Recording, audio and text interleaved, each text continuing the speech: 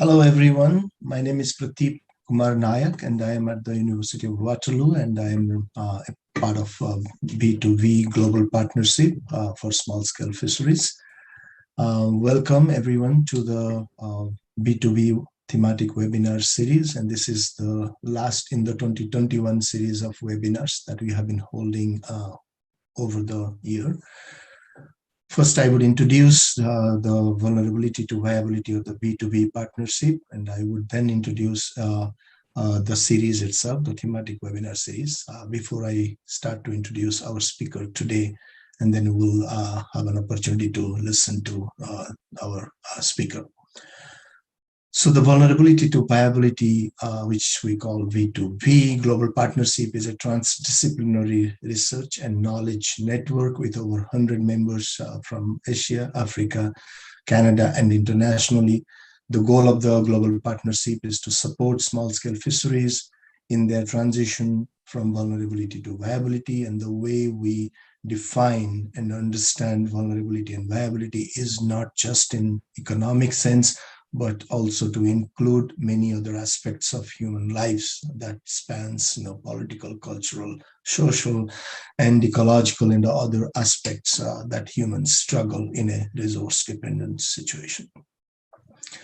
The B2B Global Partnership aims to identify the diverse factors and conditions contributing to the vulnerability of small-scale fisheries and engage collaboratively with small-scale fishing communities and other key NGO, government, and university partners to enhance small-scale fisheries viability.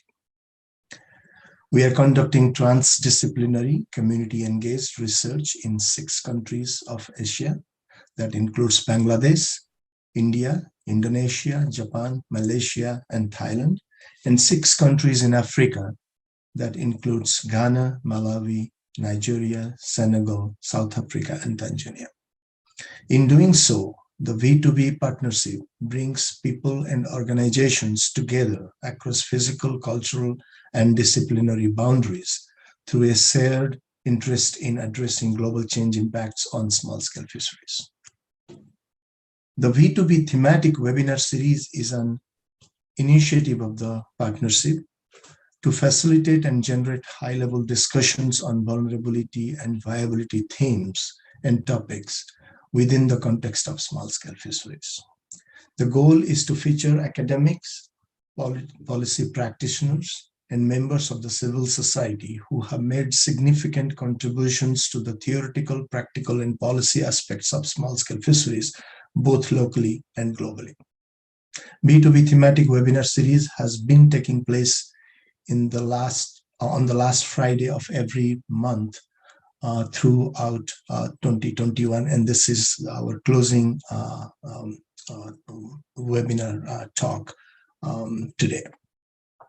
The series is available internationally through live streaming on YouTube. Details regarding the monthly webinar, including its speakers, topics, and titles, and links to webinar platforms is available at our website, which is www.b2bglobalpartnership.org.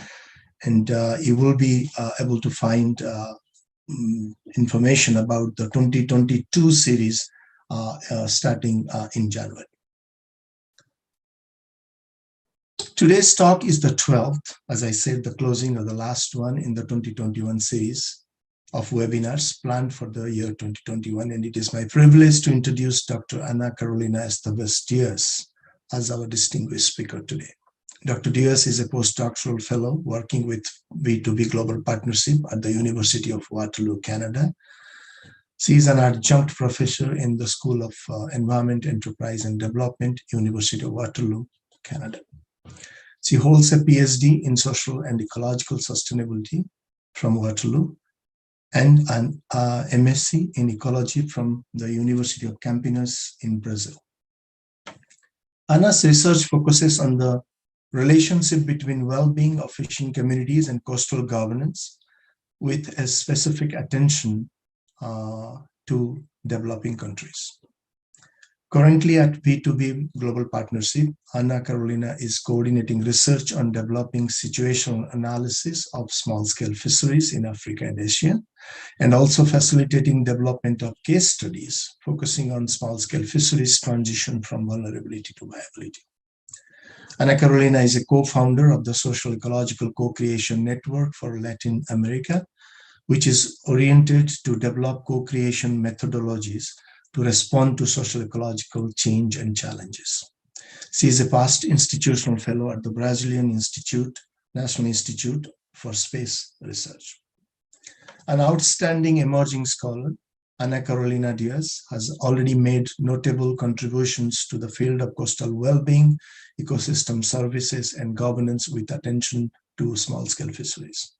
Her contributions include about a dozen refereed publications and other creative contributions, one of them being her as an editor of the B2B Commons newsletter. Dr. Diaz is a fellow at the Intergovernmental Science Policy Platform on Biodiversity and Ecosystem Services, IPBS, in their global assessment. It is my honor today to invite Dr. Ana Carolina Esteves Diaz to deliver a talk to the V2B thematic webinar series, and this is our closing talk of the 2021 series itself. Ana's talk is titled as Uncovering Wellbeing Ecosystem Services, Bundles, WEBS, under Conditions of Social-Ecological Challenges. Over to you, Ana. Thank you very much, Prateep, for this kind introduction and also for this nice overview of the V2V Global Partnership. It would be very helpful to get us started in a conversation on well-being and aspects of V2V in small-scale fisheries. And for today's presentation, I'd like to bridge some connections between the well-being and ecosystem services and the concepts of this transition from vulnerability to viability. And I will start with an overview of the themes of ecosystem services, and then I'll talk a little bit about well-being, more specifically social well-being, and talk about the relevance of the relational and subjective dimensions of fisheries, and present a case study that is based on coastal fishing communities in Brazil that was developed as part of my PhD thesis and also collaborative work with some colleagues from Canada and from Brazil. I would like to start giving you a bit of the sense of the context. So this is a photo from one of those fishing communities in Brazil. And the main focus of these presentations are the fishing, small-scale fishing itself. So this includes fishers, this includes people that depend on them, their families, other people related to fishing activities in different ways, the fishing resources, the social relations that are involved in the fisheries. You can see here there are two boats grabbing the net. These people, they are usually part of the same family, either siblings or parents or cousins. There's also the ecosystem dimension, all the ecosystem dynamics, but also the political governance context in which small-scale fisheries happen, people's aspirations in life, personal preferences, skills and abilities. And I chose this photo because it represents this diversity that's small-scale fisheries, of small-scale fisheries context. And this is a type of seine fishing that is a traditional practice, usually performed in the southeast coast of Brazil. And fishers, they leave the net in the sea for some time, for some hours, and then they go back. They usually go back in two different boats. Here you can see one of them, the white one is a Nuden canoe, and the one on the right is a small boat with a small engine. And they come from different sides from the net, they pull the net, and you can see that the fish here, they are still alive. So you can see some water splashes, the fishing are moving, and then they can choose the catch. If there's a fish that is small, they can throw them back in the sea. And so there's different details of this fishing. And there is also a very interesting connection between people. And all this this dynamism and social interactions that happen when they are going out in the sea. Sometimes they bring their sons and daughters to come and see the process as well. And this is a very familiar type of fishing, not exclusively, but there's also this component. And at the same time, small-scale fisheries is facing several vulnerabilities. For example, there are many conflicts in this area with protected areas that are set aside areas that fishing is prohibited, but at the same time, they are traditional fishing grounds of fishing communities. So there are some conflicts that are happening and some social-ecological expenses out of conservation issues. This is one thing. You can see some forest on the background. So this is a very well-preserved area that's very important for conservation in different ways, but is also used for local livelihoods of fishing communities. That's very important for them. And at the same time, they also compete with other sectors. For example, industrial fishing or tourism. The tourism is increasing a lot in the last decade in the region. Gas and oil platforms also are being implemented in the region with some consequences to fishing. So we have both sides of the fishing, small-scale fishing in the area that I'd like to bring your attention that will help us throughout this presentation. And thinking about that, the V2V framework that includes IADAP, that includes different theoretical areas that may help us to understand these different dimensions of V2V.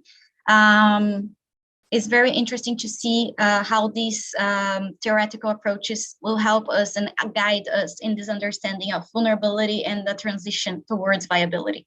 So I brought this framework here.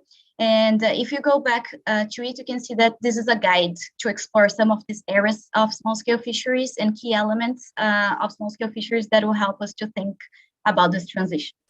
And today I would like to explore aspects of the concept of well-being that is like one piece of this more broad concept and idea. And I highlighted here one of these bubbles, well-being and sustainable livelihoods. So we'll dive a little bit in a reflection on how well-being can help us understand this transition through vulnerability to viability. And I'll do that throughout this presentation through this case study of fishing communities in the coast of Brazil, where I have been working since 2012. And this case study will bring to light some of these connections and that we can discuss and reflect on this concept of vulnerability and a transition to viability. Here, I put this slide to draw some of these connections. We'll go explore areas of well-being, draw some connections, and reflect a little bit about this B2B transition small-scale fisheries.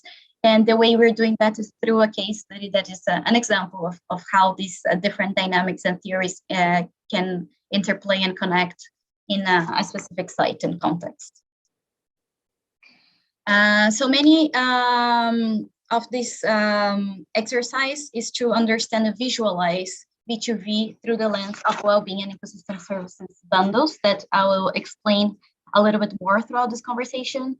And as we are discussing in this picture before, we can identify many domains of V2V, vulnerability and viability.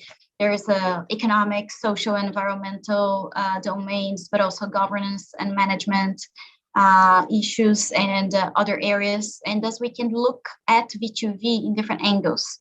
And here we will explore these connections and from benefits that coastal ecosystem and coastal environments provide to fishing communities, and using this lens or this idea of well-being ecosystem services bundles. And so first of all, we'll go a little bit into the ecosystem services literature.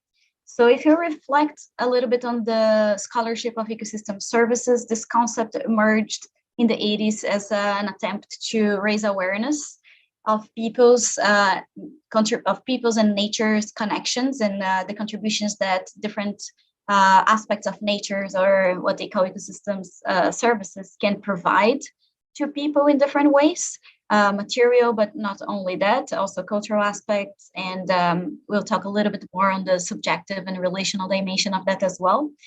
And it evolved more into an economic focus. So there is a value that nature provides to people, and what are some of the, how can we value that? Is it possible or it is not? So it went to the economic side of it, with monetary economic evaluation of ecosystem services, with different pros and cons of that approach. And more recently, the need to incorporate non-monetary values and other social aspects of that, and other dimensions, also to consider the intrinsic value of nature itself. And not only this anthropogenic view of ecosystem services that benefiting people. All these discussions are being raised, and this is why the idea of well-being is being more incorporated into this human-nature connection. So these are some terms that are being used in the literature, and some of the concepts behind those that is helpful for us to understand people-nature connection, and in the context of small-scale fisheries and this viability and vulnerability transition as well.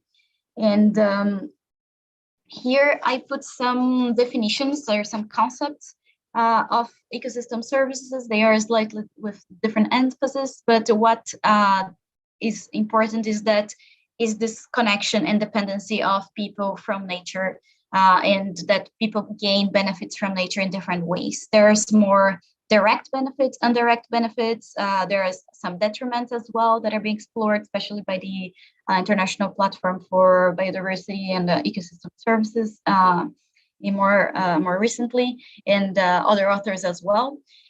And there is this idea of people depend on nature in different ways. And there are also some critiques about that. So this is a way to convey this message and raise awareness of how we depend on nature. But there are some ideas that is too much of an anthropogenic view. So, for example, the IPBS brings this idea of nature's contribution to people. That is a way to convey a message that's not only nature providing services to people, but there's more emphasis on this connection. There's also this critique about the oversimplification of human-nature relationships that is focusing more on the monetary side of it, or on the gains, material gains that people get from nature. But this is too much more for that. There are some trade-offs. Sometimes you get something that is beneficial, but there are other detriments that come with that. And what are those? What are those connections? So what are some of the motivations and needs and different uses that people have from this called ecosystem services? Or what are the other nature contributions to people that are not, that we cannot value and put a monetary value to it? What are some of the cultural and social aspects? So these are this idea that well-being is a very important piece of this human-nature connection. And we have some different frameworks that explore this well-being and ecosystem services connections in different ways. And here we'll dive a little bit more into these connections using the concept of social well-being that is very relevant for small-scale fisheries due to the relational and subjective aspects of it. So here I put some of the frameworks that I have been developing throughout the years, and developing these connections between nature and the different dimensions of well-being. And we'll explore this a little bit more with the concept of bundles. So going a little bit back to the concept of well-being, we have different definitions, many definitions here, a few of them that we can explore and get some of the senses that well-being reflects material needs, standards of living, but it also reflects social, emotional connections. It also reflects a different way that people interact with each other. So all these things are very important components of well-being. And for this presentation, I have selected this social well-being concept, that we can understand social well-being as a state of being with others, which arises where human needs are met, where one can act meaningfully to pursue one's goals, and where one can enjoy a satisfactory quality of life. So social well-being is considered a three-dimensional concept of well-being. We have the material side of it, so basic standards of living, income, food security, all these material needs that one have to pursue a meaningful life and being able to enjoy life as well with the basic material needs. But you also have the relational component to it. There are some personal social relations that are important for people throughout our life, that include family relations, that include broad social relations, that also include political dimensions of it, that also include relations with people that are being managing or protected areas, for example, in a coastal area, or fisheries agency, and how those relationships are being built throughout the years. And finally, the subjective dimension of well-being. What are some values that each person carries about their life, some perceptions about life experiences, this connection with the sacred and spiritual beliefs. So all these are some of the dimensions of well-being. And of course, they are not separate. The material, relational, and subjective dimensions are not necessarily separate. There are some connections between them.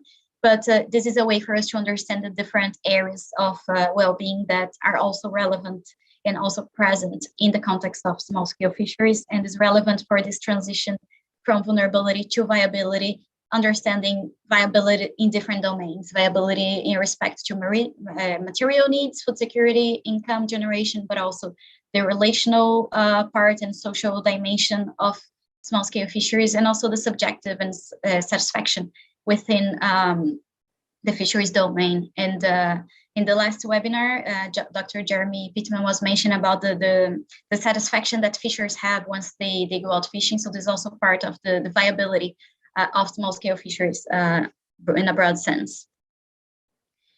And why social well-being? So this brings exactly these connections that we're talking about. Fisheries is important as a livelihood activity, for material needs, for food security, for income, but it's also very important as a social identity of fishing communities. You see that in this presentation, we talk a little bit about the social identity of Caiçara people, that is this traditional group in Brazil that understand themselves as fishing communities, even though some of them, they don't go out fishing every day, they have other major sources of income, but fishing is still a very strong part of their culture. And in other contexts as well, this is just one of the examples that we can talk about. And finally, the satisfaction that is related to the subjective part of well-being. So how one perceive him or herself as a fisher, or as part of this activity, as a way of enjoyment, and as a way to understand oneself as a very subjective piece of one's life. So all these things, they are very important for us to understand this transition from vulnerability to viability. And I want to raise awareness a little bit more on this social and relational and subjective dimensions of fishing and of viable fishing communities. And here we build on previous studies on bundles, on well-being ecosystem services bundles, on ecosystem services bundles. And the bundles refers to this strong dependency of well-being on a specific set of ecosystem services, but also bring us this idea that not only people depend on nature, but also this perception that people are dependent on nature brings the willingness, or brings some action towards conservation of ecosystems and ecosystem services, fish stocks, because once we understand we are dependent on those, we also want to preserve those. If we have a vulnerable fish stock, or a vulnerable fishing, or vulnerable marine ecosystems, that will lead to socioeconomic vulnerability at some point. And if socioeconomic vulnerability may also end up leading to vulnerable fish stocks as well. And this interplay and this dynamism, it's very important to understand V2V. And this is something that we'll discuss throughout this presentation as well. And also Dr. Silvia Salas brought a little bit of this understanding of small-scale fisheries as a social-ecological system, that the social side of it depends on the environmental side of it, and vice versa. And once we talk about vulnerability and viability, we have to understand and take into consideration both, because vulnerability in one domain may bring vulnerability in other domains, and a transition to viability incorporates this broad understanding of small-scale fisheries.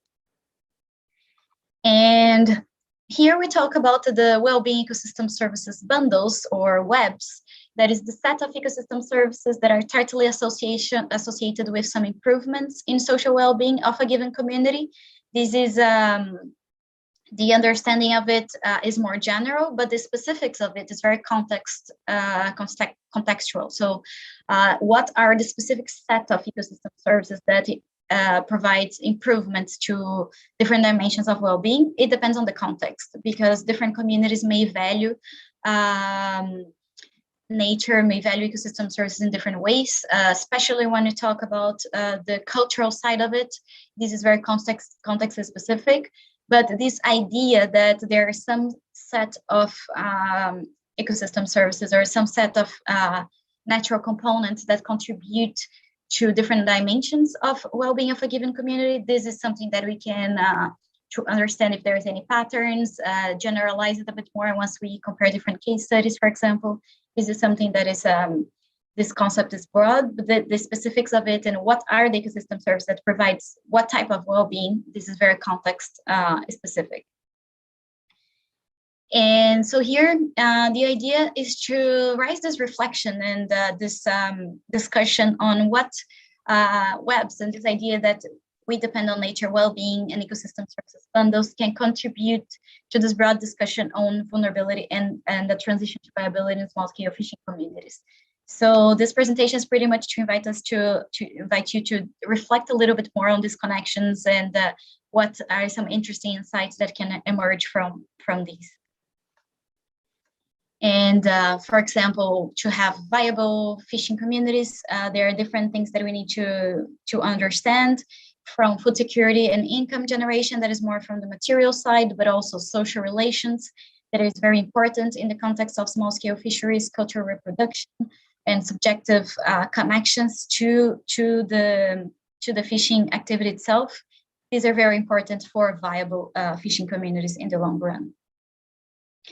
So I'd like to bring this more theoretical piece and ground it into a case study for us to visualize a little bit better or a little bit more, and give some examples on how all this interplay and come together.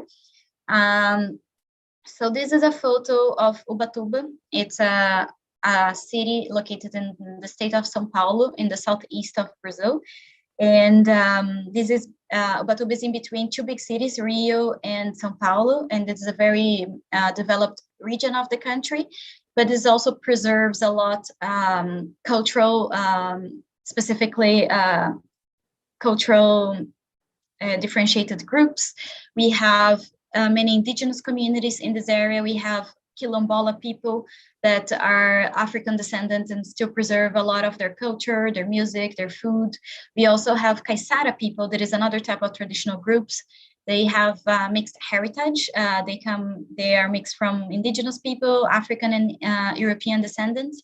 But what ties them together is their cultural identity that refers to the livelihoods based mainly on small-scale fishing, on small-scale agriculture, a little bit on hunting, mostly in the past, because hunting now is forbidden.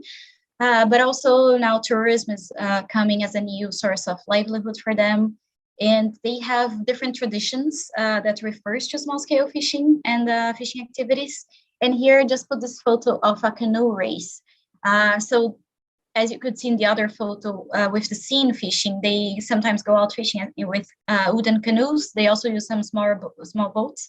But the canoe is a very important piece for their culture. So they go out to these canoe races. They get together, fishers from different communities get together, and this is where they discuss. So they discuss about relevant issues and negotiations, for example, with protected areas. They discuss about their traditional rights. As traditional people, they have laws and legislation that protects their traditional rights and their traditional grounds that include fishing grounds as well. And they discuss this overlap sometimes between conservation initiatives and traditional grounds. So what are our rights in respect to these initiatives that are coming? What are some negotiations and that we can play a key role as a cultural identity, as a cultural group and traditional group. So this kind of races is part of their culture, is very representative of small-scale fishing, and is a very interesting arena where they have the social interactions. And all this is also part of the well-being side of it and the well-being dimension of fishing communities. And here's a little bit of a reflection on case study. So the case study approach in my case included this understanding of the social and ecological dynamics that are happening on the ground, set some boundaries to define the cases. For example, I use some criteria to define which are the communities that we would work with. These criteria include communities that live off of small-scale fishing. Small-scale fishing plays a key role. They have a good understanding of the social and ecological dynamics in the area. Also some geographical boundaries that due to my research, we wanted to explore communities that are close to each other for logistic purpose, but also that carries the same cultural identity and are interested in the research process as well. So this brings the idea of the V2V case study that is comprehensive, inclusive, diverse, and dynamic. So thinking about the case study approach, there are different areas that we can explore.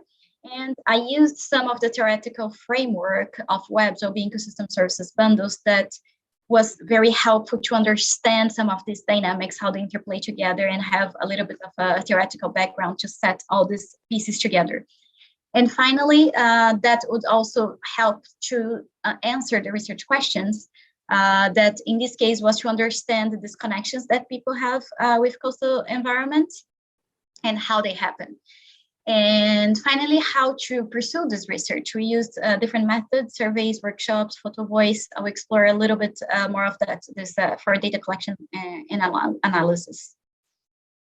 And here I'd like to acknowledge some of the community of people that made this case study possible. So first of all, the communities, fishing communities, we worked together with them to understand how they perceive these connections, what are some of their, how they value coastal areas, coastal ecosystems in different ways, how coastal ecosystems and its services, they are important for them and for their daily lives, thinking about the material, the social, the relational, and the subjective dimensions of it, but also mentors and colleagues throughout this process, both academic and non-academic people in the ground as well that helped with this connection, build a connection with communities, come and explain the research process to check if they are interested or not to pursue this research together. Colleagues from Waterloo and also from the University of Brazil.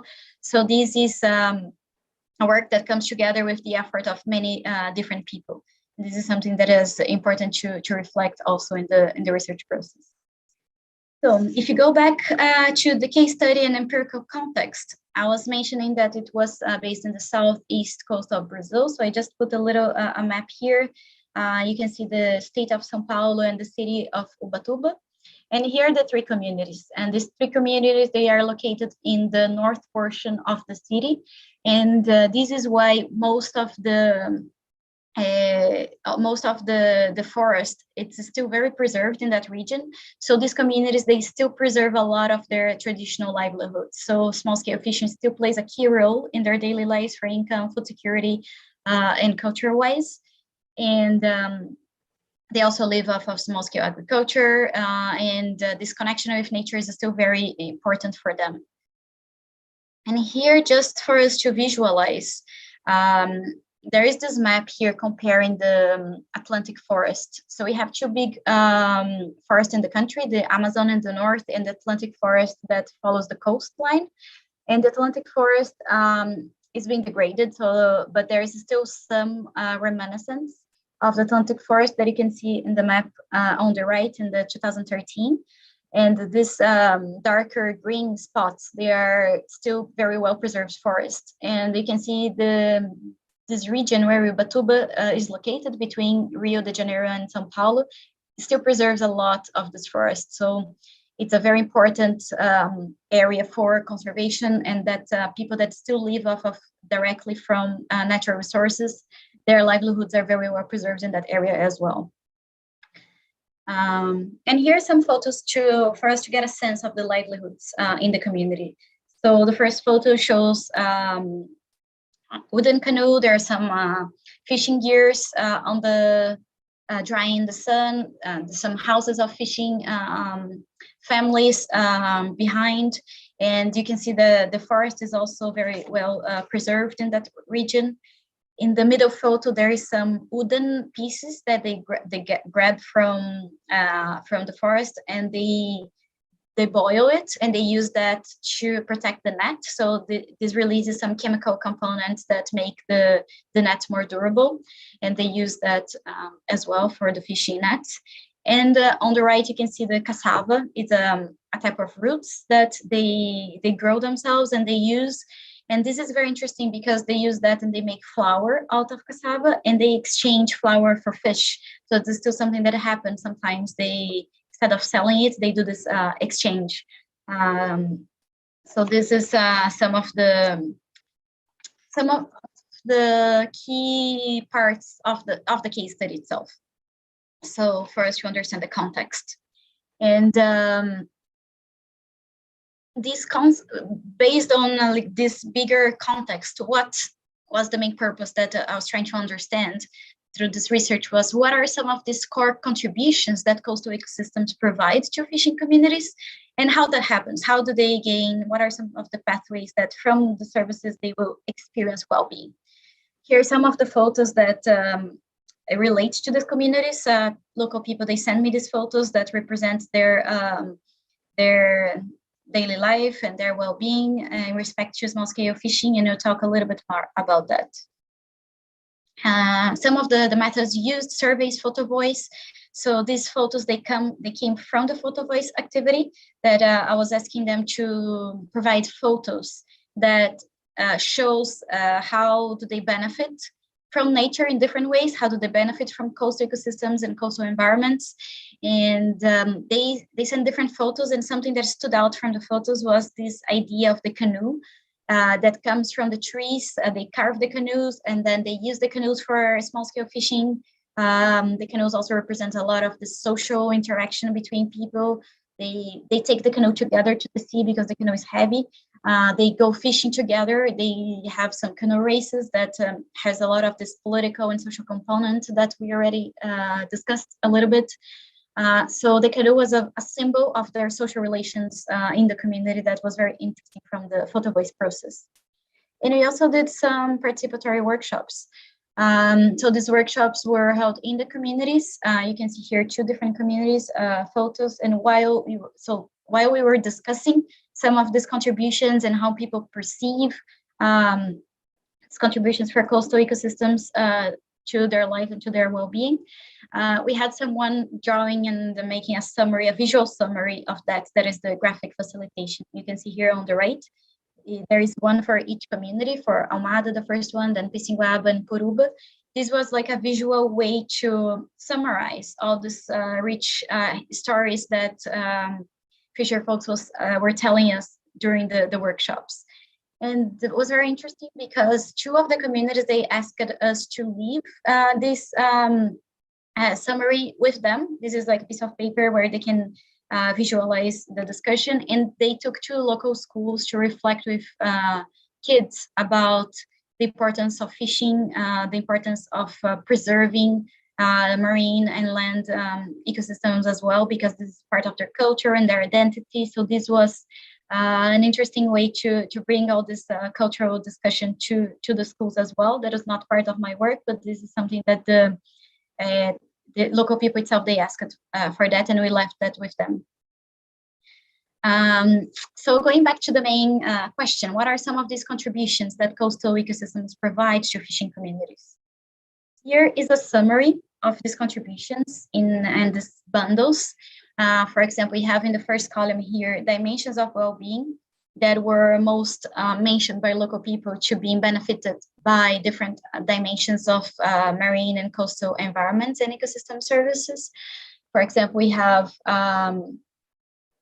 safety that connects to landscape characteristics. We'll talk a little bit more about that. We have livelihoods and physical health that also connects to different ecosystem services, cultural identity, political and social relations, sense of meaning and belonging, and mental health and life satisfaction. So these are components of material, relational, and subjective dimensions of well-being that connects to different ecosystem services. And here we understand coastal environment not only focusing on marine aspects of it, but also this transition from terrestrial and marine areas. And here we also added some drivers of change that are affecting these connections. For example, deforestation is affecting the state of natural vegetation, and this in turn may affect safety because of landslides. And here is something that we discuss, that I put here to represent and to show this dynamism of safety with coastal ecosystems. So if you think about the safety, they mention safety as they feeling safe because they are in a protected environment. For example, the nature vegetation, the natural vegetation, native vegetation is there, and it's preventing landslides or it's preventing erosion, so that their houses are protected. But once deforestation happens in some areas, they see that those areas are more prone to have landslides and with some detrimental to their houses, some material losses that they have experienced before. So they see the value of preserving the vegetation itself. So this is one aspect of it. And the second aspect of safety is that they are surrounded by mountains. So these communities, they have some more difficult access. So they know people that are there, and they feel safe because of that. And there are less robbery, for example, or there are less violence because of this more remote location that is protected by the mountain. So there are different dimensions of safety that we can explore here, and that we can understand in a broad way that ecosystems provide this type of benefits. And they experience the feeling of being safe, but they also observe these dynamics, social-ecological processes that bring them this idea of safety. So the experiential, the observational nature of that is the pathway in which they receive or they gain benefit from nature. And we'll talk a little bit more about that as well. Also, this is part of the Photovoice activity. A fisher sent me this photo. It was a male fisher from Almada community. And what he was telling me is that going out fishing allows him to see this view, that is the sunrise. And fishing for him is a mental hygiene. This is the word that he used to describe fishing, because once he's there, fishing helps him to forget his concerns, negative thoughts. So it's a way that will bring him beneficial benefits for his mental health and life satisfaction. So this is part of the mental health and life satisfaction bundles that is very intrinsically connected to small-scale fishing activity with the canoe, contemplation of nature. So this is a little bit to show a little bit the interplay in the bundles that we have identified. And here is another photo of a canoe race that another male fisher from one of the communities was saying that they still maintain this old tradition that are the canoe races that includes dancing, includes being with friends, discussing important issues for them. For example, there are traditional rights, negotiation process with protected areas, with oil exploitation platforms, and other important discussions for them. And the canoe race is an event that brings people from other culture, from our culture, from their culture together for different purposes, for enjoyment, for cultural reproduction, for experience and living the culture, but also for these important political discussions as well. And they feel this need. So this is also a relevant part of their well-being. And here's a photo that another fisher sent that is mullet fishing. So there's a mullet drying in the sun with salt. Sometimes they preserve the fish catch by drying them and making them salty so that they can last longer without using a fridge, for example. And the mullet fishing is a family fishing in which everyone is involved. Everyone who helps gets a fair share of the catch. This person was telling me that this is what his family represents, the idea of sharing, of trusting, and a sense of community. So this shows a lot the social dimension, the relational importance of fishing as well. And finally, another photo of a canoe, that the canoe represents fishing. The canoe is an object, but is also a fishing equipment, also represents leisure, competition, our rights, fishers' rights to come and go, as a metaphorical representation. And the canoe is the roots of Kaisara people. So these are some of the ideas that and the connections that people have. And the canoes also come from the forest, from the wood, mostly later on in the process, they used to take wood from the forest, choose the wood, the proper wood. Right now, they need to go in specific areas because they cannot use the wood from the forest because of conservation issues. So these are some of the ideas that I'd like to convey as well. So these photos are some of the examples of these bundles, how they interplay together, and how does these bundles happen? What are some of the pathways? So we talked a little bit about the safety pathways of observation and experience, and I would like to talk a little bit more about those. What are those pathways of interaction? How people gain and receive well-being from ecosystem services? So first, by observing. In the case of safety, they observe that in areas that are more preserved, there is less landslides, so that they feel safer, and that brings them well-being.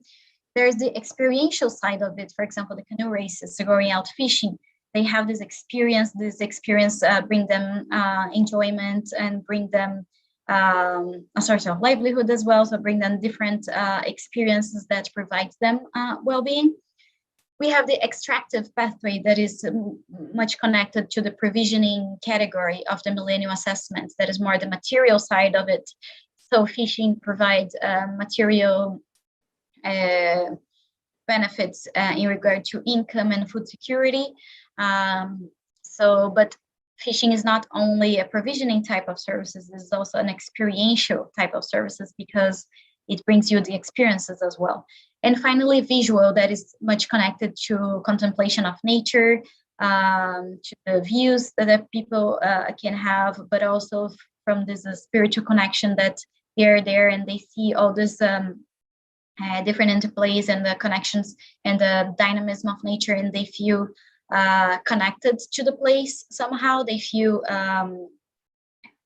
many people mention about their spiritual connection once they see the landscape, they see the interplay between dimensions of nature, and they feel this spiritual connection with that. That is also part of the visual side of it, but also observational and experiential. So these are some of the pathways that people can experience well-being from nature. And this connects us back with the V2V idea that we have all these peculiarities, all these different domains in which we can understand vulnerability once culture is threatened or social relations is threatened. We have vulnerabilities in fishing that are not related to the fishing activity itself, but is related to the social and subjective dimensions of it. And for us to foster a transition to viable small-scale fishing communities is an important piece to bring together in this vulnerability to viability discussion. And I will conclude with just a brief summary that V2V requires a broad understanding of the context, the social-ecological dynamics that are happening, the political context, governance piece.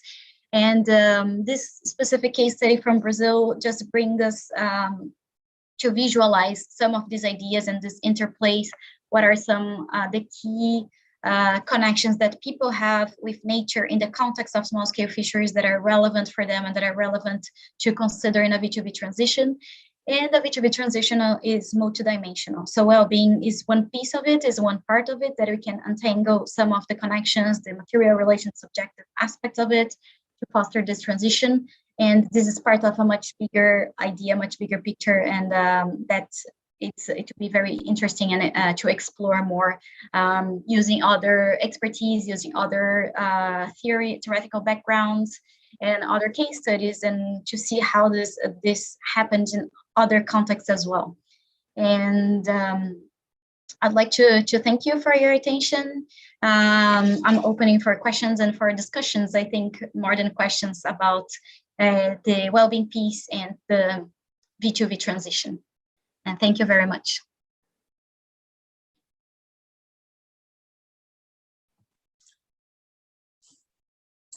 Thank you very much, Anna, for that wonderful talk. Really the significance of these webs for situations in which vulnerability to viability transitions can be made by small-scale fisheries is a novel idea. And there is much to explore in there. We will, we are open for now questions from our audience. So I already have one or two questions that I will read it out for the benefit of everyone, if you may like to respond to those. So the first one is from Erwin Prayogi from Indonesia. Erwin is asking, what if the small-scale fishers already get their social well-being, the way you were talking about it, and then they become rich and wealthy? In that case, they will start to ignore the ecosystem, and how webs can provide any solution for those kind of situations. Mm-hmm. Yeah, thank you for your question. This is something that we have observing in the field, especially with the increase of tourism, that some fishers are going to the tourism section as well.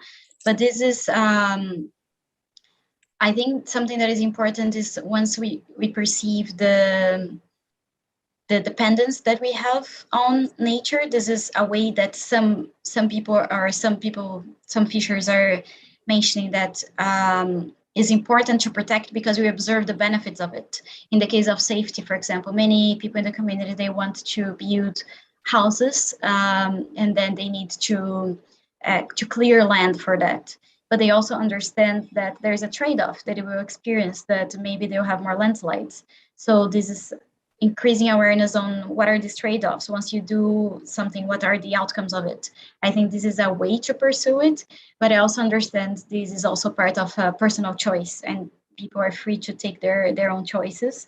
And I think it's more on the way of bringing awareness of what are the outcomes of those choices that people take. I would take this approach, and but I think there are many ways that we can deal with that. And yes, this is an example that I can think about to answer your question. Thank you, Anna. There's a question from Derek Armitage. The question is, lots of great ideas and connections with regards to webs. You mentioned the importance of the Canoe a few times. Can you elaborate on how the Canoe reflects specific ecosystem services and well-being? What can we learn from this idea of a canoe as a boundary object? So to discuss vulnerability and viability of small-scale fisheries. Yes, Derek, thank you for your question. We have been discussing this idea of a canoe that is a symbolic representation of social relations, but there is also this understanding that the canoe is a wooden canoe. It comes from the tree, and it's carved by local people, and they use that for small-scale fishing. So we can understand the canoe as ecosystem services that is co-produced by human in a way, because it comes from the natural side of it. They are used to perform different types of activities, and this represents well-being in different ways. For example, it represents the well-being, the pleasure of going out, paddling, going for the canoe races, this competition side, or this more socializing side of the canoe. But it's not only the canoe itself, but the experience that it brings to people.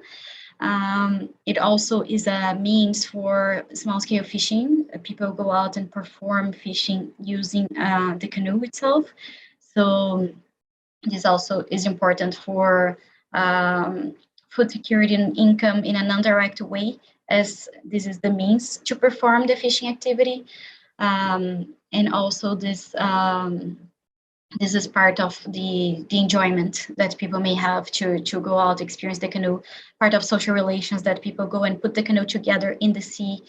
They go within the canoe together to go and bring the net back with the catch. And finally, the canoe is a symbolic representation of the political discussions that they have in the canoe races, for example. So the importance of the canoe race is that this is an event that brings people together. So people live in different communities, but in this event, they come together. Once they come together, they discuss important issues for them to preserve their culture. And I'll give a specific example is that there is a protected area that is being implemented in marine areas that are used by small-scale fishers as traditional fishing grounds, and they don't have the capacity to go fish beyond those areas because of the small boats. So, and there is also a traditional law, there's a regulation that states that traditional people, they have the rights to traditional fishing grounds. So they are discussing how can we enforce that law in the face of the implementation of no-take marine protected areas in the same territory. So this is some of the discussions that they have within this canoe races, and then they organize themselves in a way and then bring these discussions out of it to discuss with protected area managers, to discuss with the government in some arenas that they can. And this is a way that they can come together and have these discussions. So these are some of the ideas about the canoe. Yeah, I think that's a really wonderful direction, where we see the canoe being linked to the fisheries, but also the canoe being linked to other activities of humans and the small-scale fishing communities. Therefore, the well-being that results is from both sources, from fisheries and non-fisheries, and canoe becomes an object of that places the connectivity between those interactions. Thank you, Anna. Our next question is from Ali Dabundi from Canada. Thank you, Anna. Very interesting talk. Can you talk more about the link between well-being and viability? I think that's a great question. Yeah. Yes. Yeah, thank you, Alida, very much for your question. I think this is a big piece of viability because in small-scale fisheries, we can think about well-being in different ways. We have the material well-being that is connected to food security, income, and that is also linked to viable fish stocks and viable environments. And that connects to the viability piece, that once we understand these connections, how can we transition from vulnerable material needs to viable? And that brings together the discussion of the governance piece, management. How can we introduce, on one side, conservation strategies that will help to preserve those ecosystems, but at the same time that preserve the cultural diversity of those groups as well. So this is one of the connections that we can think about this transition. Also, once a protected area is implemented, what are some vulnerabilities that it brings to the social dimension, cultural dimensions?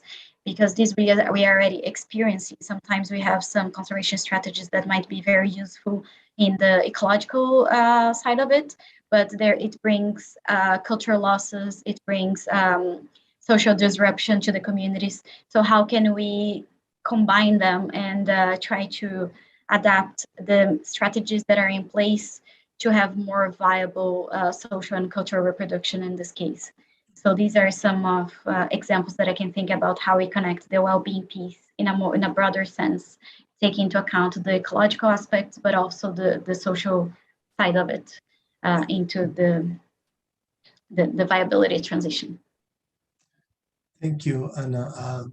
Our next question is from Evan Andrews and from Canada again. And the question is, how can we better understand coastal community well-being in the context of these bundles and pathways? Yes, so I think one way that we can see it is to think about what are there any specific type of ecosystem services, for example, is how fisheries relates to specific areas of well-being. So I can go back to the bundles photo that we are, okay, yeah, here it goes. So one dimension of well-being connects to different dimensions of ecosystem services. But what are some of the very important ones? For example, cultural identity may relate to the native vegetation because they use some natural products, but also to household agriculture. But what is very intrinsic to their culture is a lot about fishing. So fishing represents a very important cultural dimension of those communities because the fishing is connected to different ways of their culture, whereas agriculture plays an important portion of the culture, but they don't see themselves as agricultural people. They see more themselves as fishing people. So this is something that is very connected to the cultural piece. And the canoes is also a very important cultural dimension of them. So these connections, once we understand if we have to come up with strategies about fishing that might affect more their cultural identity rather than if we prohibited other types of activities related to agriculture, for example. So I think this idea of what aspects of well-being are very well connected and to different dimensions of ecosystem services and vice versa. I think this is a way that we can think about what are the consequences once we propose strategies to this interplay between vulnerability and viability. Evan, if that answers your question. Thank you. Yeah, thank you. Next question from Inji Lee from Japan. Thanks very much, Anna, for this nice and informative talk. It seems the WEBS are close to the concept of Satomi in Japan. What would be the important factor or factors to secure healthy WEBS? The important factors to secure healthy WEBS include this idea that we need to think about what our strategies are already in place, what are the governance and management strategies that we are having right now, and how can we adapt them to incorporate this broad perspective of WEBS. What are some of the material dimensions, some relational and social dimensions, and how can we incorporate that into the management strategies that not only focusing on sustainability of fish stocks, but focusing on the sustainability of fish stocks in order to provide social, cultural, and other experiences to coastal communities as well. So I think this is connected to this interplay between the different dimensions, and I think these WEBS show a little bit.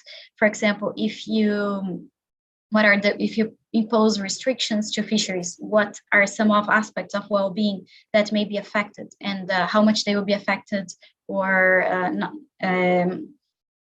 what are some strategies that we can use in order to accommodate the different needs. So the need for preservation and environmental conservation, the need for cultural reproduction, self-expression, the perception of one's life. So once you impose restrictions, how they will affect these different dimensions, and how can we adapt to these restrictions to have less impact on the well-being of people, and also thinking about this in a broad context where fishing is competing with other activities, for example, tourism, for example, oil and gas platforms, for example, industrial fisheries. So how can we bring this discussion of well-being into this broader arenas as well? Mm-hmm. Yeah. And definitely it suggests that, in specific contexts, like in the case study that Inji is talking about, concepts like Satomi kind of represents different ways to define WEBS. So the notion of WEBS do exist in the communities globally, and the reflections can be seen through concepts like Satomi in Japan and other concepts in other places. Thank you. I mean, related to that, if I may just ask a question while we're waiting for other questions to flow in. I mean, this also relates to the context specificity that you have highlighted through your case study. My question here is in that case, WEBs are case specific, so, or there are, there are generalized WEBs that you can, suggest? I can start saying that the specifics of WEBs are case specific, but the way that it happened, it can be more generalized. So the specific, in this specific context, safety, for example, is related to the landscape. And this is something that is very specific to the context. But the same aspect of well-being may be being benefited by different ecosystem services in another case. And at the same time, the way it happens, for example, the pathways of interaction by observing or by experiencing it or by extractive ways or by visual ways, this is something that is not necessarily context specific. So there is this interplay, but the specifics of it, what type of dimensions of well-being and what type of ecosystem services are connected, this is more context specific. But how it happens is something that can be used in other places. And I think if we identify any type of patterns of ecosystem service and well-being, this is something that we can explore more in other cases. Once we have different cases, maybe we can have some comparisons and try to identify if small-scale fish is always connecting to the specific type of well-being. Yeah, and I believe those specificities, would help to theorize WEBs, in a more general sense. Yes, definitely, yes. Thank you, Anna. There's one more question from Derek Armitage again. So Derek is asking, the WEBs diagram is interesting as well. How might we use it to inform policymakers and others who determine the lives of small-scale fisheries? What are the key messages the diagram points to that effect? I think something that we can use this diagram for policymakers is once we combine all this, for example, there are some drivers of change here in the last column. So we have deforestation, protected areas, increased tourism. So these are some activities that are happening. And what are the implications for a web? So how these drivers of change are affecting these connections between ecosystem services and well-being. And if we take a look, for example, in the protected areas one, we have some benefits regarding the vegetation because it helps to protect nature vegetation. It helps to protect coast marine ecosystems. But at the same time, there may have some negative implications for the well-being piece. That is, once you restrict fishing, for example, you are affecting cultural identity. You may be affecting cultural identity, causing changes into livelihoods, changes to the sense of meaning and belonging. So all this we can incorporate, we can understand. So what are those changes? Coordinate with people and understand from them. How can we create protected areas that will still protect the environment, but will not affect as much cultural, political identity, the sense of belonging. So bringing people together to the table to discuss those strategies, I think, is one way, and then incorporating these other consequences of the strategies that we impose. So this is one example on how we can bring this to the table in the discussion with decision makers to bring awareness of what are the other consequences of the strategies that we put in place that are not being discussed or they're not being taken into account once the strategy is created. Thank you, Anna. I don't see any more questions, but if you allow me to ask one last question before you bring to an end. It's not a question, but I was just reflecting on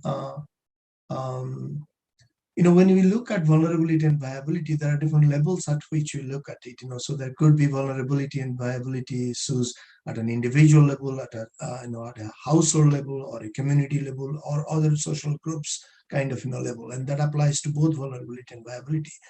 And if we kind of stretch that idea to also look at well-being and ecosystem services, ecosystem and services and well-being might be occurring at all those levels, individual, household, groups, and communities, and all of that. So if that is so, how might we look at different ways to frame these WEBs that can fit to these different levels? So WEBs that are effective, or WEBs that are addressing vulnerability at a household level or community level, or all those kind of things. So what are some of your reflections on that kind of a diverse way to look at WEBs in connection with vulnerability and viability? Yeah, this is an interesting discussion. I think we can look at it in different levels, different scales. And when we think about the individual level, for example, I think the subjective dimension is very relevant for how one perceives his or her life in different ways, and how that connects to fishing. But fishing brings together this idea of the social aspect of it that is beyond one person's or individual level. Can be, I think, at the community level, but at the household level, there is also this family relations that is part of fishing as well. So I think this is here. I think that this representation is a little bit of a mix, and but at the same time, we can see it in different levels. But I think these levels they mix together. Once you're talking about one person experience, that will connect to the social relations that that person has, and that the family relations within a household. And I think that will depend on what lens we are looking at that, and what we want to understand out of it, because these different dynamics they happen in different levels, but they are also somehow connected. The different levels are connected. Okay, yeah. Before we end, there is a last quick question from Evan, and Evan is asking, what future directions for this research that gets you excited? I think this connection between is there any specific sets of well-being and ecosystem services that we can identify in different places that can bring us to some reflection on how can we bring that to the context where people need to understand that fishing is connected to these different dimensions of cultural, political, sense of belonging. So how can we incorporate that into the decision-making process as something that is as a starting point for taking decisions? So how can we incorporate this social and subjective dimensions into the conservation arena itself, where the conservation strategies, they are being created with this idea and conceptualization that the other dimensions of well-being are important in this context, and draw these connections between how can we move then to a transition to viability in the small-scale fishing context, but connected to the broad context that other competing sectors, but with this idea that it's not only one side, the ecological side, but there's also the social dimensions that is very relevant and is a precondition for conservation to be successful. Thank you very much once again, Anna, for that really interesting talk and engaging in discussions. And at V2V, you already know that how excited we are to see the prospects of WEBS being a tool and an approach to achieve the transition from vulnerability to viability in small-scale fisheries. And there's much to explore, and I'm sure you're part of that process of exploring with the team. So thank you very much once again before we bring to an end. Thank you to our audience today, and for those really interesting questions and generating some discussions on on important topics around vulnerability and viability. We do not have an announcement for the next talk today. We are working on it, but the 2022 series of B2B thematic webinars would be announced in the first week of January. It will continue to take place on the last Friday of every month, and it will be so throughout 2022 every month. So please watch our website, and we'll be sending emails around and making a really formal announcement about all the talks that are part of the 2022 series using the same platform. We look forward to seeing you once again and engaging in rich discussions and debates on important issues. Thank you very much once more.